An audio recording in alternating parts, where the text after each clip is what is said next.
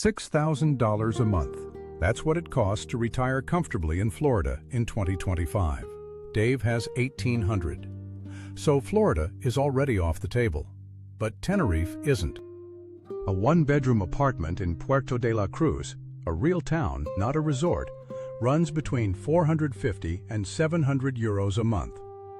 A three-course lunch with wine costs 10 euros. A coffee costs €1.50. And the temperature today is 22 degrees Celsius. It was 22 yesterday. It will be 22 in January. This is not a fantasy. This is an island in the Atlantic, 40 minutes from Africa, that has been quietly hosting European retirees for 50 years. Americans are just late to the party. So the question is simple. What does Dave's life actually look like there? And what does it look like in Florida? The real Florida, not the brochure version, on the same money. Meet Dave, 64 years old, retired electrician from Columbus, Ohio, $1,800 a month in Social Security, $60,000 in savings, divorced, 2 adult kids in different states who he sees at Thanksgiving if the flights work out.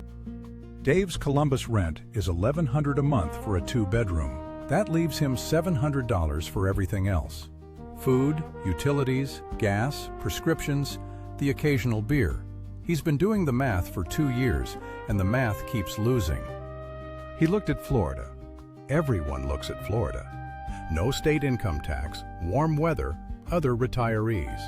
It sounds right until you run the actual numbers. A Go Banking Rates study cited by WTSP in 2025 put the comfortable retirement cost for a single person in Florida at $73,646 a year. That's $6,137 a month. Dave has $1,800. He's not $300 short. He's $4,300 short. And that's before insurance.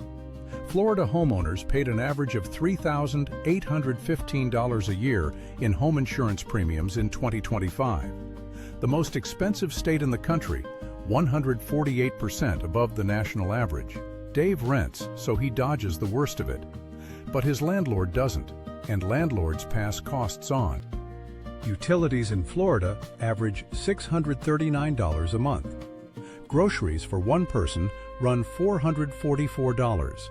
Add a car, because in Florida you have no choice, and you're looking at another $500 to $700 a month for insurance, gas, and maintenance.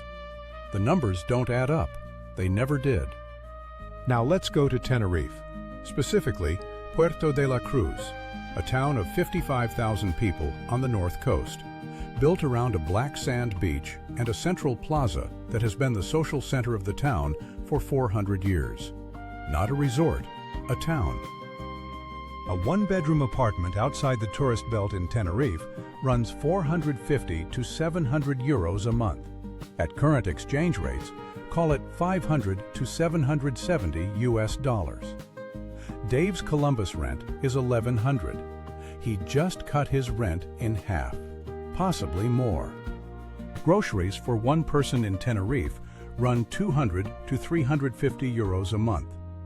Utilities for an 85 square meter flat, electricity, water, internet, average around 80 to 85 euros. The Titsa public bus covers the entire island for 47 euros a month, unlimited. Dave doesn't need a car. This is not a small thing. Here is what Dave's month looks like on paper in Puerto de la Cruz. $383 left over every month. After rent, food, transport, health insurance, and eating out twice a week. In Florida, Dave was $2,000 short before he'd paid for a single meal. That's the math. Now let's talk about the life. Dave's Tuesday starts at 7:30. He walks 4 minutes to a bar on a side street. Not a tourist bar, a neighborhood bar. The kind with a TV showing football and a counter that's been sticky since 1987. He orders a café con leche, €1.50. He sits there for 40 minutes. Nobody rushes him. This is not considered unusual. Then he walks to the Wednesday market. Puerto de la Cruz has a bi-weekly market, Wednesdays and Saturdays, with over 140 stalls on Saturdays. Fresh fish pulled from the Atlantic that morning. Papas negras, the small, wrinkled black potatoes native to the Canaries that taste like nothing you've had in Ohio. Honey from local beekeepers. Cheese from goats that live on the mountain you can see from the market. He buys a kilo of tomatoes for 90 cents. A piece of fresh tuna the size of his fist for €3. He carries it home in a bag. He has not started his car. He does not have a car. Lunch is the main event. In Tenerife, lunch is not a sandwich at your desk. Lunch is the meal. The menu del dia, 3 courses, bread, a drink, dessert or coffee, costs 10 to 15 euros at a local restaurant. Dave finds a place 2 streets from his apartment run by a woman named Carmen, who has been making the same fish stew since her mother taught her in 1991. He goes on Thursdays. Carmen has started saving him a table. The food takes some adjusting. Not because it's bad, it's extraordinary, but because the rhythms are different. Dinner doesn't happen until 9 or 10 at night. Dave ate dinner at 6 in Columbus. The first week in Tenerife, he was hungry by 7, and the restaurants were still setting tables. By week 3, he'd shifted his whole internal clock. He now considers 6 p.m. dinner barbaric. There's a dish called papas arrugadas, wrinkled potatoes, boiled in heavily salted water until the skin shrivels and a white crust forms.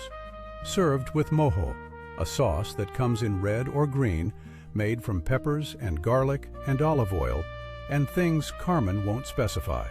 Dave ordered it skeptically the first time. He has ordered it every Thursday since. The guachinche is the other thing nobody tells you about. These are informal restaurants attached to family wine producers.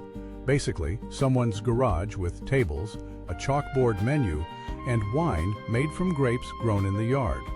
The food is whatever the family made that day. The wine costs €2 a glass. Dave found one in the hills above Puerto de la Cruz on a Sunday afternoon and spent 4 hours there without meaning to. The Mercado Nuestra Señora de Africa in Santa Cruz, known as La Recova, is a colonial building with over 200 stalls. Fresh fish, tropical fruit, flowers, cold meats, artisan cheeses. It opens daily until 2:30 in the afternoon. Dave takes the bus, €47 a month, remember, and spends an hour there on Saturdays. He has started buying things he cannot name and figuring out what they are when he gets home. The language is the comedy. Dave speaks no Spanish, 0. He ordered a glass of water his first week and received a beer. He considers this an acceptable outcome. The waiter at his regular bar switches to English the moment Dave opens his mouth, before Dave has said a single word. Dave finds this both helpful and slightly humiliating. He is working on it. The evening paseo is the thing that surprises him most. Every evening, around 7 or 8, the whole town walks. Not for exercise, not with headphones, just walks. Families, old couples, teenagers, grandmothers with small dogs. The Plaza del Charco fills up. People stop and talk. Nobody is going anywhere in particular. Dave started joining it on his 3rd day because he had nothing else to do. Now it's the part of the day he looks forward to most. The climate does something to a 64-year-old body that has spent 30 winters in Ohio. It's not dramatic. It's quiet. The joints stop aching. The mornings feel possible. Dave hasn't worn a coat since he arrived. He owns one. It's in a bag under his bed. He checks on it occasionally to make sure it still exists. The expat community is real and practical. English is widely spoken in clinics, pharmacies, and most property agencies. In the north, Puerto de la Cruz, La Laguna, the experience is more authentically Spanish, quieter, more community-oriented. In the south, Los Cristianos, Costa Adeje, it's more international, more English, and more expensive. Dave chose the north. He wanted a town, not a resort. Now the hard parts. Because there are hard parts, and this channel doesn't skip them. The flight home is not a weekend trip. There are no direct flights from most U.S. cities to Tenerife. You connect through Madrid or another European hub. Total travel time from Columbus to Puerto de la Cruz. Call it 12 to 14 hours on a good day.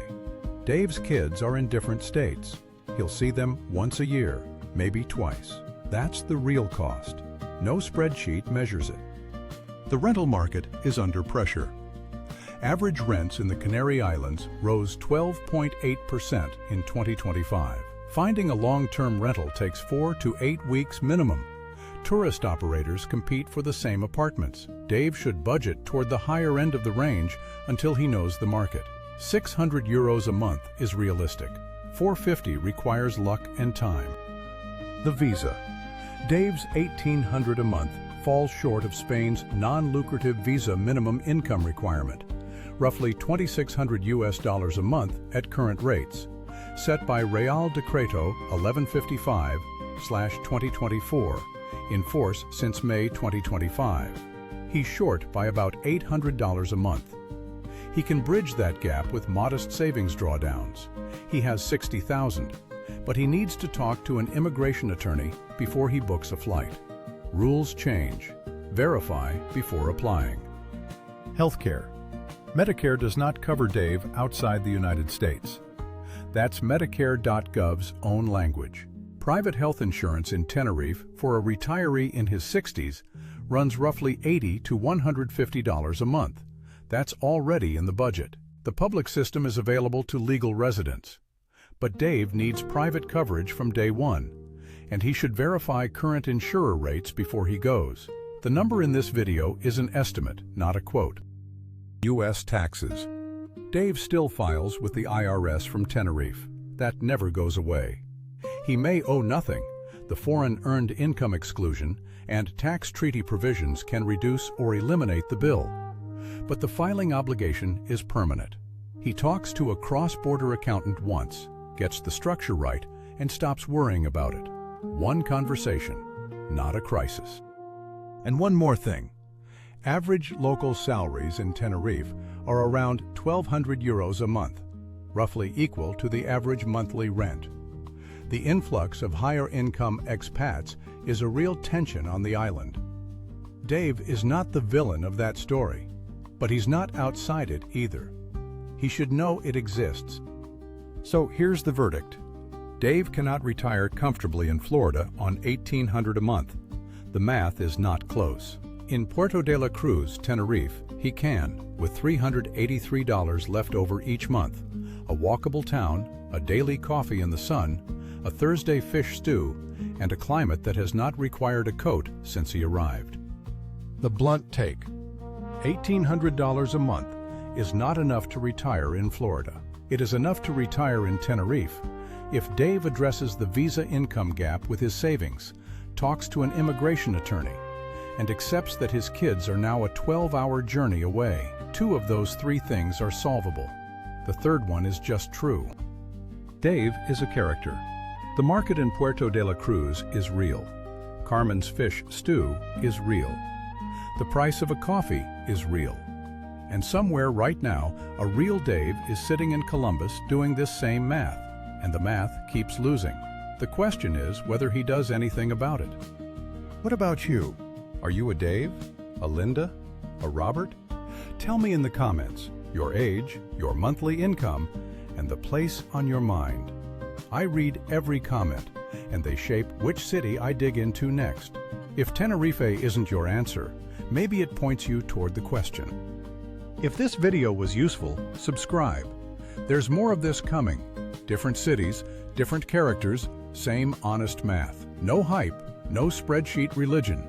Just real places and what they actually cost. There's a moment in Puerto de la Cruz, around 6 in the evening, when the light goes sideways and turns everything amber, when the plaza fills up and nobody is in a hurry, and the coffee is still warm, and the Atlantic is right there. Day 365 looks a lot like day 1. That's not nothing. That might be everything. The island has been called the Island of Eternal Spring for 100 years. The name is a cliché.